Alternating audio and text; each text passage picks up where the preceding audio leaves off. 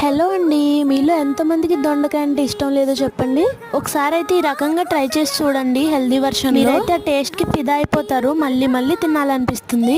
Stove వెలిగించుకుని బండి పెట్టుకుని ఆయిల్ వేసుకుని మినపప్పు, శనగపప్పు, అలాగే ఆవాలు, జీలకర్ర, ఎండుమిర్చి, కరివేపాకు వేసుకుని కాస్త వేగగానే ఇలా సన్నగా పొడవుగా కట్ చేసి పెట్టుకున్న దొండకాయ ముక్కలను వేసుకోవడమే. తర్వాత కొద్దిగా సాల్ట్, పసుపు వేసుకుని కలుపుకోండి. సిమ్లో పెట్టి మూత పెట్టి మగ్గిస్తే వెంటనే మగ్గిపోతాయి. ఇక్కడ మనం యాడ్ చేసే మెయిన్ ఇంగ్రీడియంట్స్ ఇవేనండి. కొబ్బరి చెక్క ముక్కలుగా చేసుకుని అందులో కాసిని నువ్వులు, అలాగే కొంచెం అల్లం వెల్లుల్లి పేస్ట్ గ్రైండ్ చేసేసుకుని దొండకాయ ముక్కలు 80% మగ్గిపోయి అన్నప్పుడు ఇది వేసుకొని సరిపడినంత సాల్ట్, కొంచెం కారం, ధనియా జీలకర్ర పౌడర్ వేసుకోవడమే.